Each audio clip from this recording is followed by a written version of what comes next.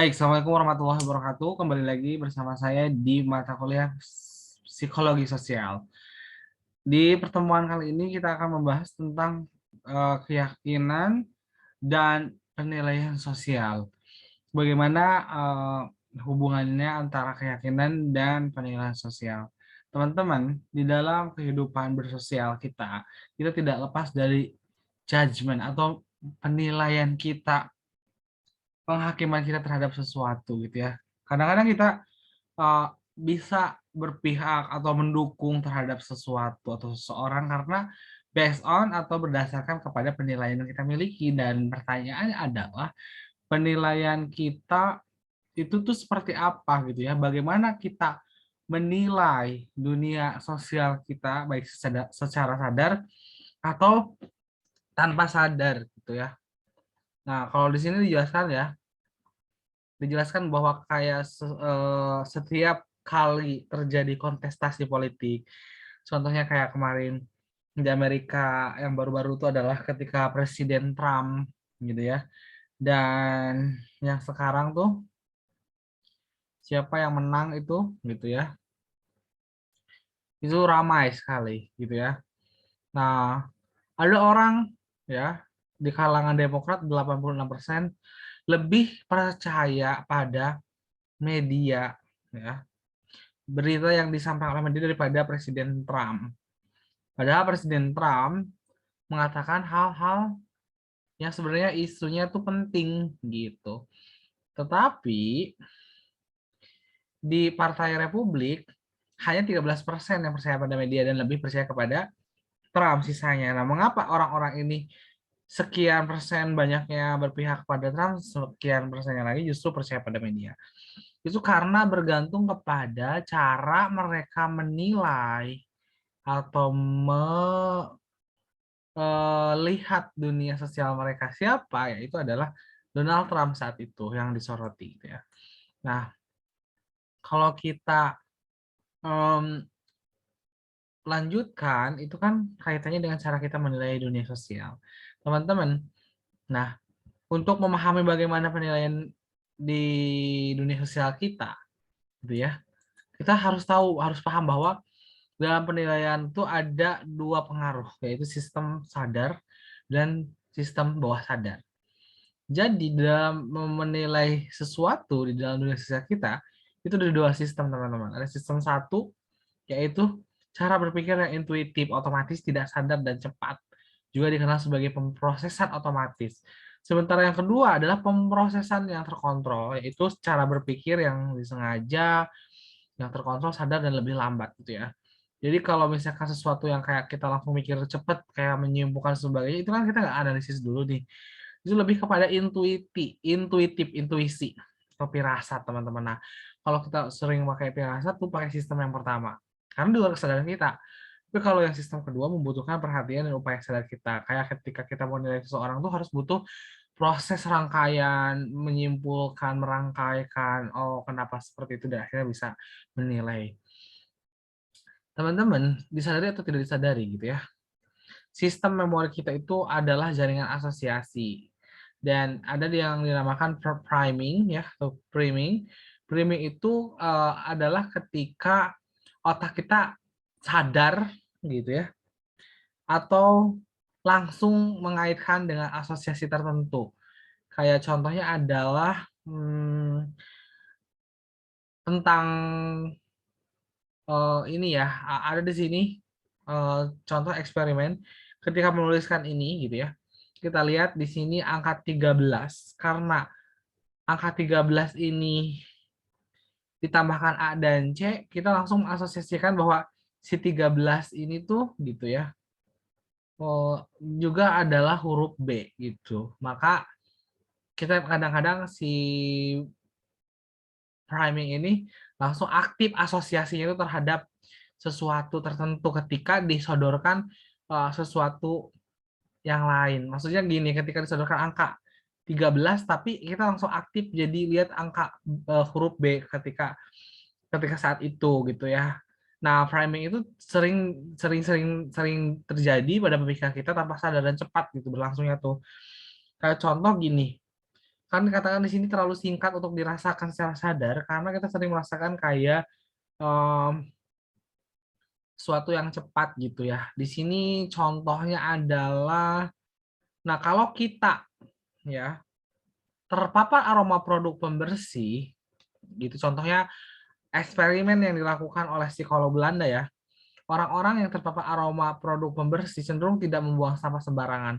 Jadi kayak misalkan di suatu lingkungan tertentu, kenapa orang ini bisa tidak buang sampah sembarangan karena di pikiran dia gitu ya, saat itu terasosiasikan dengan kebersihan karena mencium aroma pembersih. Jadi ketika mencium aroma produk pembersih, maka asosiasi yang ada di pikiran pintasnya tuh yang secara tidak sadar adalah kebersihan gitu ya.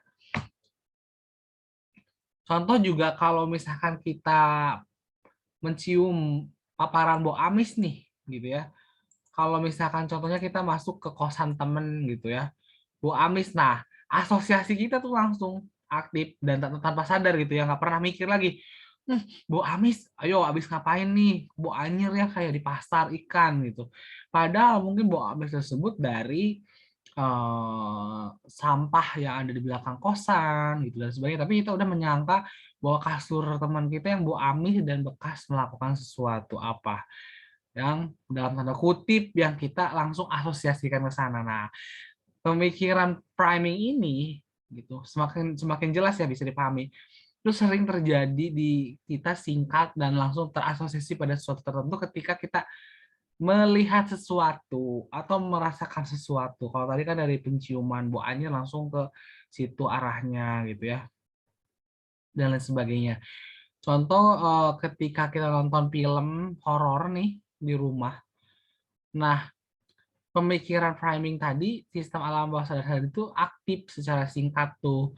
Kalau misalkan contohnya lagi nonton horor, tiba-tiba ada suara godombrang misalnya atau suara berisik di dapur, langsung berpikir bahwa itu something horor. Padahal mungkin tuh kucing atau tikus yang menyenggol piring dan sebagainya. Nah, di situ langsung asosiasi kita ke sana gitu ya. Nah, juga contoh suasana hati yang tertekan gitu ya. Asosiasinya itu ke negatif gitu. Jadi kayak kalau misalkan suasana hati yang tertekan tuh si primingnya itu otak kita tuh bakal mikir hal-hal yang negatif semuanya gitu ya gitu. Tapi kalau ditarik ke cara berpikir tuh kalau kita udah positif di awal maka yang lain-lainnya ikut terasa indah, lebih cerah apa yang akan terjadi. Makanya ada istilah kalau mengawali hari udah dengan sebuah umpatan kayak bilang, aduh sial banget nih hari ini gitu. Nah, itu bakal sial seharian. Tapi kalau berpikir hari ini bisa, hari ini akan cerah, maka kita akan bisa mengalami hari itu dengan bahagia, lancar, dan sebagainya, dan lebih cerah gitu ya. Nah, jadi ketika pemrosesan informasi sosial itu dalam konteks tadi, jadi framing itu berlangsung secara otomatis gitu. Tidak disengaja, kita nggak mau berpikir kalau teman kita tidak berpikir teman kita melakukan itu, tapi kita langsung terasosiasikan kalau bau anyir di kosan tuh pasti, ini bekas apa nih kasurnya gitu. Nah, tanpa kesadaran gitu, karena mengandalkan sistem satu tadi, sistem pertama yang di bawah sadar gitu. Nah, singkatnya, sebagian besar kehidupan sehari kita itu ditentukan seringkali oleh karena eh, alam bawah sadar, jadi tidak ditentukan oleh niat sadar dan pilihannya itu random, tidak disengaja. Tapi oleh apa? Oleh proses mental yang digerakkan oleh fitur lingkungan dan beroperasi di luar kesadaran dan bimbingan sadar. Kadang kita tuh berjalan tuh melakukan apapun tuh kebanyakan itu dengan konteks bawah sadar. Contoh pernah nggak sih kita berpikir, bukan berpikir melakukan contoh berkendaraan di motor, sebenarnya kita tuh lagi melamun kemana-mana, tapi kita bisa fokus sampai rumah. Padahal kita 90% mungkin kita nggak sadar ke jalanan, di jalan ada apa, tapi pikiran kita tuh lebih banyak melayang. Nah itu contoh ya. Nah gitu. Nah kenapa bisa seperti itu? Nah eh, sensasi fisik yang tadi yang dirasakan itu berkat namanya yang disebut kognisi yang diwujudkan atau embodied cognition. Nah, itu tuh adalah pengaruh timbal balik dari sensasi tubuh dan preferensi kognitif dan nilai sosial. Jadi, ketika kita memikirkan sesuatu atau apapun itu akan ada perilaku atau gejala gitu ya, gejala yang terwujud akibat kognisi tadi, akibat pikiran yang dipikirkan tadi. Contoh ketika orang gitu ya, merasa kesepian dan makan sendiri nih, selalu makan sendiri di ruangan, di kantin pabrik misalkan, maka dia akan menilai, nah suhu ruangan yang ada di ruangan tersebut tuh lebih dingin dibandingkan mereka yang makan bareng-bareng tuh terasa hangat karena ngobrol dengan temannya. Jadi kalau orang yang sering menyendiri itu selalu merasa ruangan tuh suhunya dingin, padahal suhunya itu nggak dingin. Nah, efek samping yang dirasakan di tubuh dia merasa dingin karena adalah kognisi yang diwujudkan oleh dia. Dia berpikir bahwa dia kesepian, jadi rasanya dingin, gitu ya. Nah, contoh di sini juga orang yang merasa putus asa menganggap ruangan lebih gelap. Jadi kalau kita lagi banyak masalah gitu ya, pernah nggak sih kita lagi mumet masalah banyak ngelihat suasana kelas atau suasana di luar sana tuh terlihat kayak ikut mumet juga, ikut gelap. Seakan-akan dunia ini gelap gitu ya, tanpa sinar harapan. Nah, kalau kita lagi bahagia semuanya terasa indah, makanya dunia terasa indah saat jatuh cinta itu memang betul. Dan saat patah hati rasanya tuh semua ikut menangis, termasuk kayak hujan pun terasa seakan-akan awan ikut menangisi kesedihan kita. Itulah yang diwujudkan oleh kognisi kita. Efek sampingnya adalah kayak gitu, pengaruh timbal baliknya sensasi yang dirasakan itu disebut dengan embodied cognition. Nah, kognisi yang diwujudkan tuh bersifat sosial. Jadi intinya gini, kognisi sosial kita tuh diwujudkan. Apa yang kita rasakan, sensasi apapun yang kita rasakan tuh diwujudkan oleh pemikiran kita, sistem otak yang memproses sensasi tubuh kita, nah berkomunikasi dengan sistem otak yang bertanggung jawab atas pemikiran sosial kita. Jadi ada kaitannya dengan otak. Otak merespon apa, dan nanti otak kirim kayak ke saraf, rasakan ini gitu, kayak rasakan sakit. Tolong berikan respon sakit, respon dingin ke saraf-saraf tertentu karena otak kita menangkapnya apa gitu.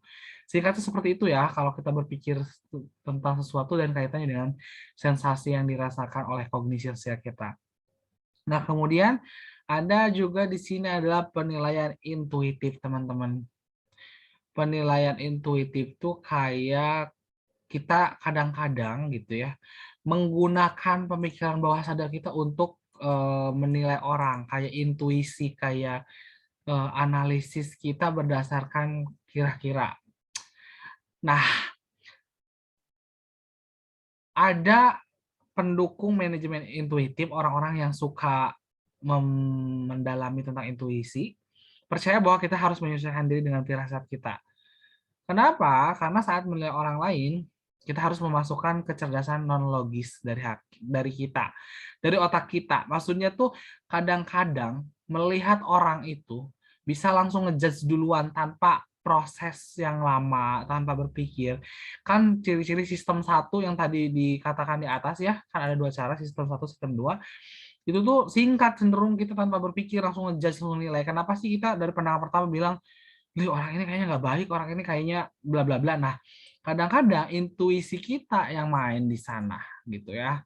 Jadi kita juga bisa berlaku saat merekrut orang, kalau jadi HRD memecat, kalau jadi bos misalkan berinvestasi gitu, di investasi bodong kayak kemarin kasusnya Indra Kents dan Doni Salaman. Sebenarnya mereka udah pakai intuisi gitu ya, apa ini aku firasatnya bagus nih. Nah, intuisi itu kan kita lebih bisa bilang firasat ya, seringnya bisa menggunakan firasat gitu. Dalam sebuah penilaian ataupun memilih, kita harus mempercayai firasat kadang-kadang gitu ya. Tapi pertanyaannya apakah intuisi selalu benar atau eee ada salahnya? Makanya di sini ada pembahasan kekuatan intuisi. Sebetulnya hati kita itu memiliki alasan yang tidak diketahui oleh akal. Jadi akal itu kadang-kadang terbatas, tetapi hati itu bisa mengetahui sesuatu yang tidak diketahui akal. Nah, kemudian itu terbukti, ada ilmuwan yang membuktikan bahwa yang dikatakan oleh si Blaise Pascal itu, hati memiliki alasan yang tidak diketahui akal tuh dibuktikan 3 abad kemudian oleh para ilmuwan yang menyatakan bahwa memang betul hati ini sebenarnya bisa mengetahui sesuatu yang tidak bisa dijelaskan oleh akal. Kita kadang-kadang bisa menyeken orang kayak semacam kalau dianalogikan tuh seperti scanning ya, dari tatapan pertama dari atas bawah, orang ini nggak baik, orang ini ada sesuatu nih, kayaknya orang ini jahat atau licik. Itu kadang-kadang intuisi kita bisa benar. Nah, studi tentang pemrosesan informasi bawah sadar kita mengkonfirmasi akses terbatas kita ke apa yang terjadi di pikiran kita. Jadi kayak pemikiran kita itu kan otomatis nih. Itu di dalamnya itu impulsif, kurang usaha. Jadi maksudnya tanpa tanpa sadar ya, tanpa berusaha untuk menyimpulkan udah nyimpulin sendiri dan tanpa sadar ini dinamakan sistem satu.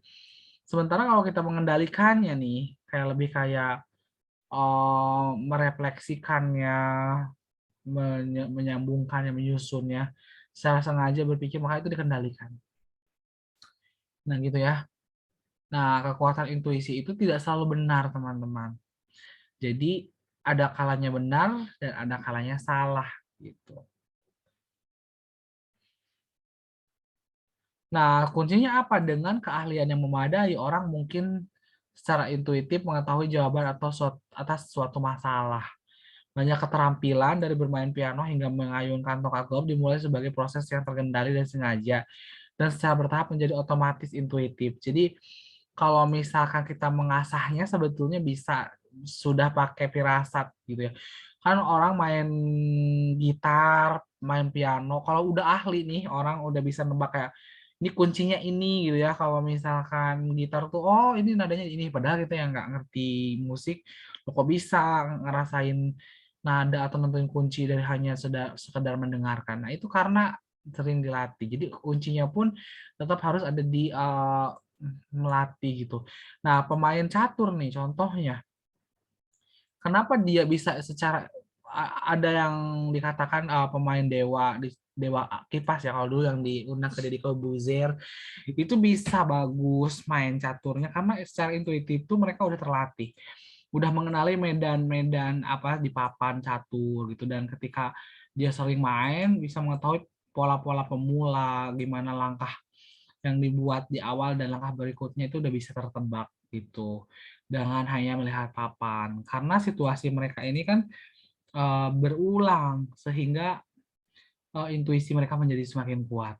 Nah, ketika contoh yang satunya nih, kalau kita sering ngobrol sama teman yang dekat nih, gitu ya, tanpa mengetahui gimana, tanpa mengetahui wajahnya ketika nelpon pertama kali, misalkan tanpa ada namanya, nomor baru, sudah tahu bahwa ini teman kita gitu, dari suaranya mungkin, dari nada bicara, atau dari topik yang dia bicarakan di awal pembukaan saat telepon gitu. Kadang-kadang tanpa begitu pun sudah tahu ini teman kita gitu ya, dari suaranya. Maka eh, intuisi itu sebenarnya bisa benar tuh ya kalau diasah gitu. Nah, diasahnya tuh dari seringnya kita melakukan di apa sih keteraturan kegiatan yang teratur tersebut. Kemudian kita ngomongin batas-batas intuisi ini ya. Batas intuisi itu eh, ada beberapa ilmuwan ya yang memiliki keraguan tentang kecemerlangan intuisi. Mereka melaporkan bahwa konsensus umum bahwa alam bawah sadar mungkin tidak sepandai yang diyakini sebelumnya. Misalkan, meskipun rasa bawah sadar memicu respon yang lemah dan cepat, cukup untuk membangkitkan perasaan jika bukan sekedar sadar. Tidak ada bukti bahwa misalnya rekaman radio bawah sadar dapat memprogram ulang pikiran bawah sadar Anda untuk sukses. Faktanya sejumlah besar bukti menunjukkan bahwa mereka tidak bisa. Jadi udah ada yang bikin riset nih, ternyata intuisi juga memiliki batas gitu ya. Makanya kita tidak sepenuhnya untuk mempercayai intuisi. Jadi harus tetap gitu ya mempertimbangkan selain daripada intuisi tersebut, yaitu adalah pemikiran yang dilakukan dengan kesadaran dan sebagainya gitu ya.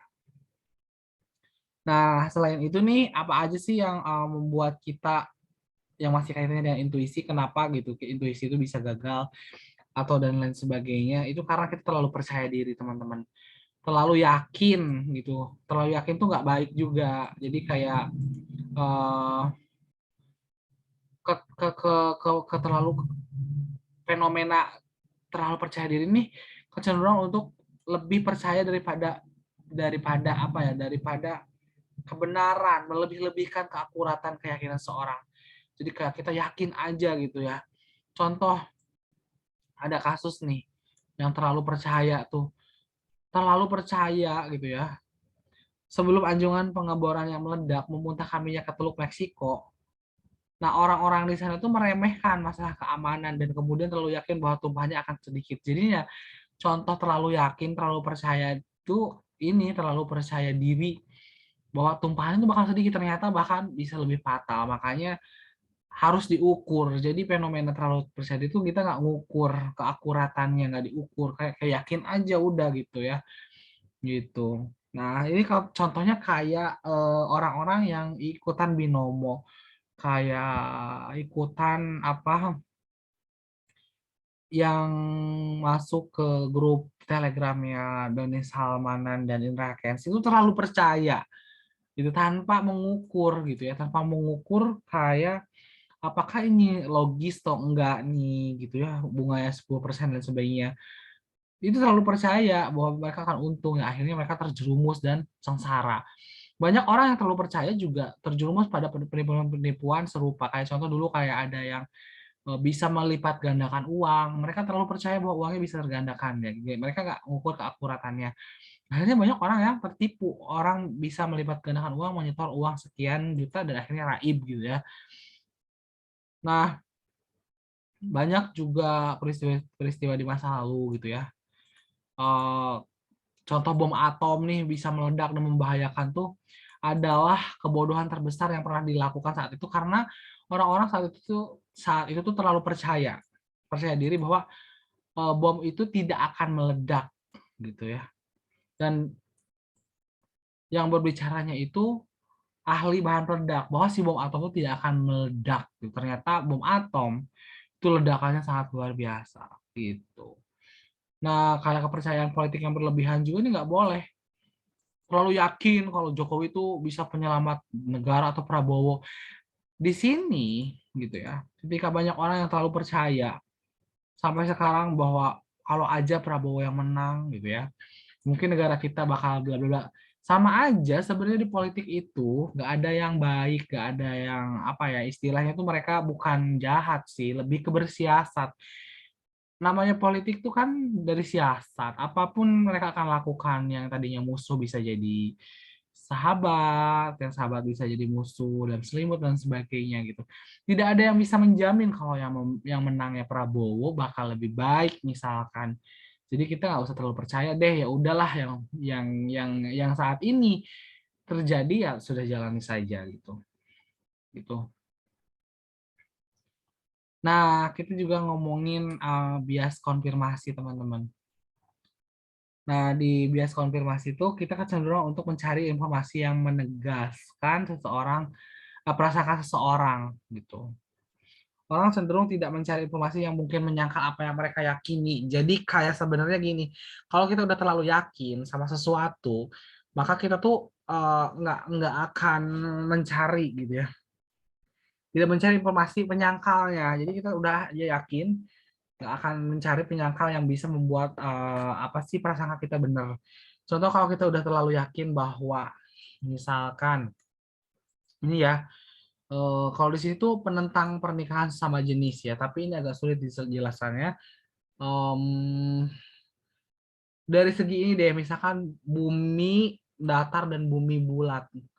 Jadi kalau orang udah percaya misalkan bumi itu datar gitu ya, mereka akan lebih fokus kepada reasoning-reasoning yang membuat mereka yakin bumi datar atau sebaliknya orang udah terlalu percaya pada bumi bulat, mereka akan percaya pada sumber-sumber dari bumi yang menerangkan bumi bulatnya itu, tapi tidak akan pernah mencari alasan-alasan yang mungkin menyangkal yang mereka yakini itu. Begitupun dengan pernikahan sama jenis ya.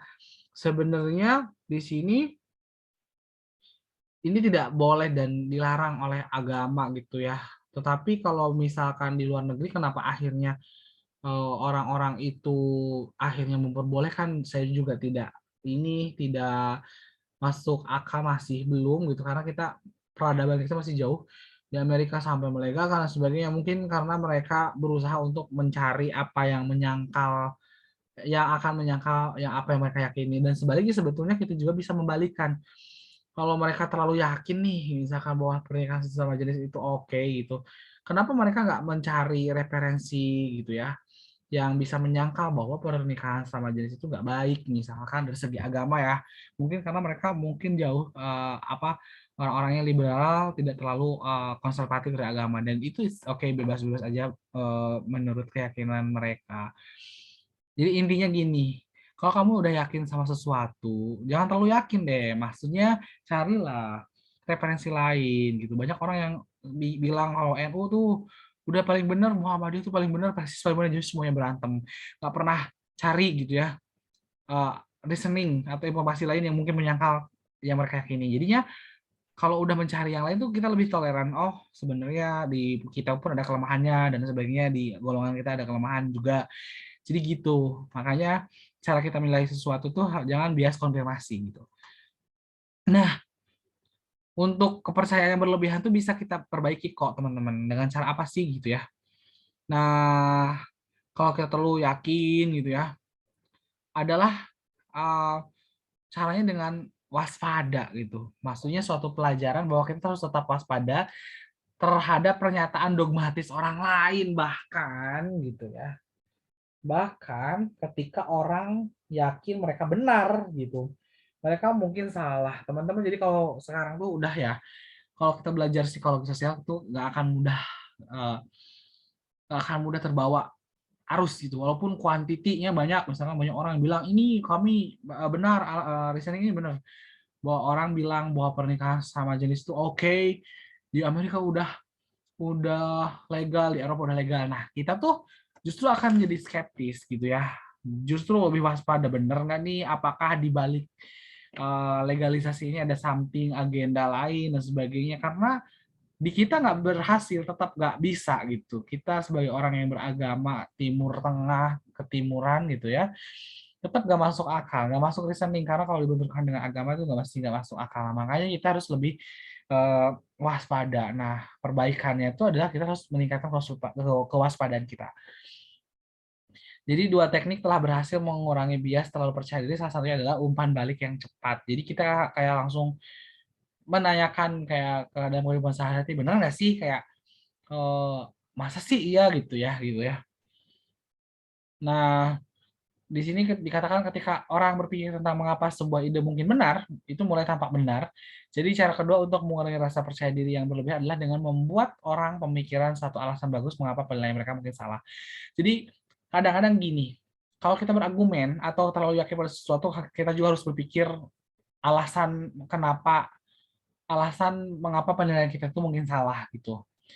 Ya, jadi biar kita tidak berlebihan untuk meyakininya. Contohnya, ketika seorang memegang aliran tertentu, saya akan memegang misalkan aliran Muhammadiyah atau Persis ya. Kan misalkan yang paling menonjol adalah menyerang gitu, ritual-ritual yang tidak ada, katanya tidak ada dalam agama. Nah, membid'ahkan misalkan apa namanya, tahlilan, yasin dan sebagainya. Nah, mereka juga harusnya si Persis itu kalau tidak terlalu berlebihan adalah menilai, atau bukan menilai ya, mencari alasan mengapa penilaian mereka tuh bisa mungkin salah, mungkin dari perspektif yang lain. Oh, ternyata ini baiknya ini dan sebagainya, atau mungkin apa ada benarnya juga dilaksanakan. Tapi maksud saya bukan berarti dia harus ikut ke sana, tapi juga harus memikirkan kemungkinan lain gitu ya. Jadi akhirnya kepercayaan yang berlebihan itu tidak akan ada lagi. Jadi tidak ada fanatisme itu bisa musnah ya di dunia ini tuh. Kita nggak akan lebih fanatik, nggak akan mudah menyalahkan orang lagi gitu, nggak akan mudah menyalahkan orang lain. Nah, di sini tuh ada nah kalau kita kayak gitu tuh kelanjutan pembahasannya tuh ada yang namanya heuristik jalan pintas mental. Maksudnya heuristik itu strategi berpikir yang memungkinkan penilaian yang cepat dan efisien, teman-teman. Nah, ada dua heuristik. Ada heuristika perwakilan dan ada heuristik ketersediaan. Yang keterwakilan tuh gini, kecenderungan untuk menganggap kadang-kadang meskipun bertentangan bahwa seorang atau sesuatu milik kelompok tertentu jika menyerupai mewakili anggota yang khas. Jadi kita selalu memukul rata terhadap apa ya, ciri-ciri yang muncul yang khas dari anggota yang khas gitu, menyerupai kelompok tertentu. Misalkan di sini ada pria kulit putih berusia 23 tahun, ateis, dan menyalahgunakan narkoba. Jenis musik apa yang disukai? Nah, maka kita akan bilang kalau dia suka narkoba berarti kayaknya musiknya tuh metal, happy metal gitu, metal yang keras-keras gitu. Padahal faktanya mungkin tidak gitu ya. Jadi kita kadang-kadang suka menggolongkan berdasarkan ciri-ciri yang khas. Kalau orang-orang yang suka narkoba mungkin sukanya metal, padahal enggak gitu ya. Kalau contohnya itu yang kayak gini, oh orang ini tuh perempuan ini misalkan agak tomboy, mungkin dia lesbi. Nah ini belum bisa dikategorikan seperti itu berdasarkan ciri-ciri khas orang-orang lesbi yaitu tomboy gitu ya. Jadi kita cenderung menganggap itu gitu. Oh pria ini agak kemayu ya, mungkin dia gay gitu toh, homo. Nah itu nggak bisa kayak gitu karena kita harus mempertimbangkan yang lain dan cara berpikir cepat yang tersebut itu dinamakan heuristika perwakilan teman-teman. Nah, untuk menilai sesuatu dengan intuitif membandingkan dengan representatif mental kita dari suatu kategori adalah dengan menggunakan heuristik keterwakilan. Representatif kekhasan biasanya mencerminkan realitas, tapi seperti yang kita lihat dengan yang kita lihat dengan James di atas itu tidak selalu. Jadi kayak sebenarnya untuk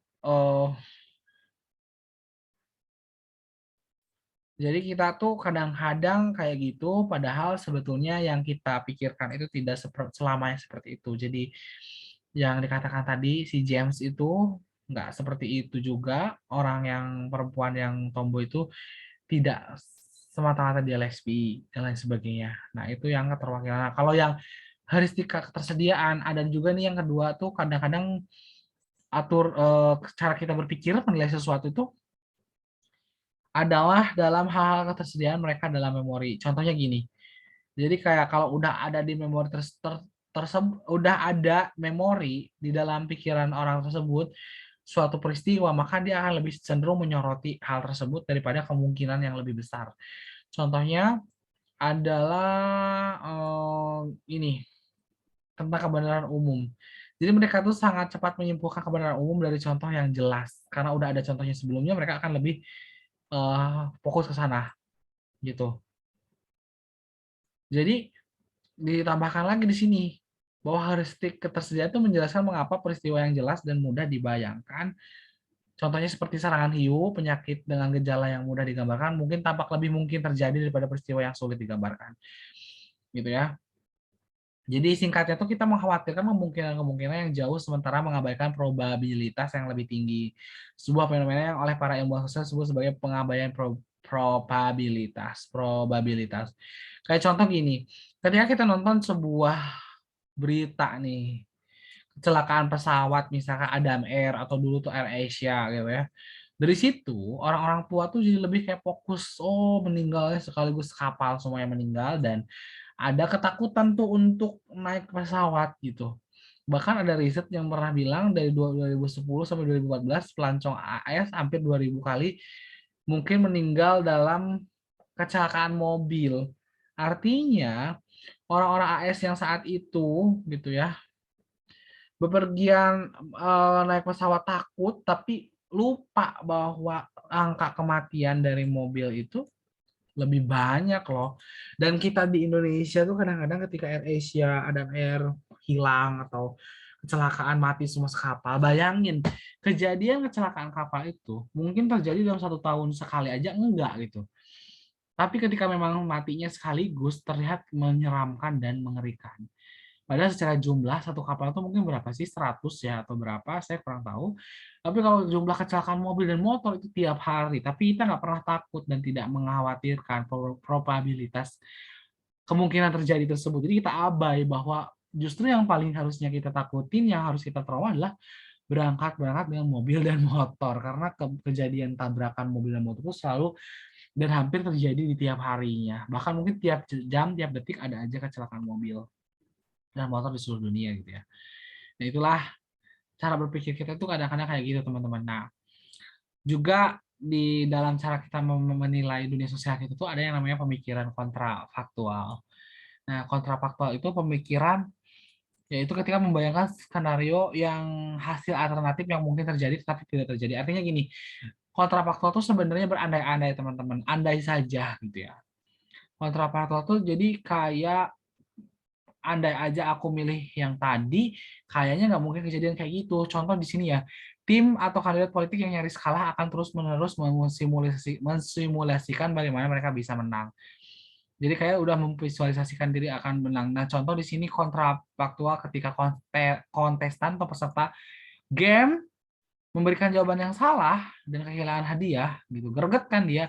Maka yang ada di pikiran dia kontrafaktual tuh, mengalami pemikiran yang berlawanan dengan fakta. Dia membayangkan apa yang mungkin terjadi. Anda aja tadi jawabannya aku milih yang A misalkan, pasti aku dapat hadiah. Sebetulnya ini kayak lebih berandai-andai kalau dalam Islam, ya. Jadi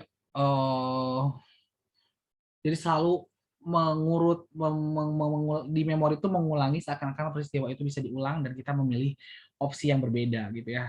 Itu namanya pemikiran kontrafaktual. Contoh di sini adalah kasus orang orang tua gitu, seorang ibu yang seorang teman saya selamat dari tabrakan. Oh, seorang anak yang selamat dari tabrakan kemudian menewaskan istri, anak dan perempuan dan ibunya. Jadi seseorang yang mabuk nih bawa kendaraan, istrinya mati, anaknya mati, dan ibunya juga mati. Dia tuh yang satu-satunya selamat. Nah, maka selama berbulan-bulan itu yang dilakukan adalah mengingat kejadian tersebut berulang-ulang dan memikirkannya, menghidupkan hari itu, kayak membayangkan hari itu tuh kejadian lagi, mengubah urutan kejadian terjadi sehingga kejadiannya itu nggak terjadi kecelakaan. Jadi mengubah urutan kejadian, kayak harusnya aku nggak ke jalan ini, misalkan nggak ke sini, jadi ke sini dulu biar nggak kejadian. Jadi seakan-akan nggak kejadian. Jadi itu berandai-andai, kayak kayak pemikiran kontrafaktual tuh faktanya sih udah terjadi, tapi kita nggak menerima fakta tersebut. Jadi berpikirlah bahwa itu tuh nggak terjadi. Nah, orang lebih sering meminta maaf tentang tindakan daripada kelambanan. Jadi juga kayak berandai apa ya? Ini tuh lebih contoh yang lain sih sebenarnya. Ini saya kurang paham. Intinya yang kontrafaktual tuh tadi, gitu ya. Orang-orang tuh lebih kayak banyak pengen ngulang ya, kayak apa kejadian-kejadian di masa lalu gitu.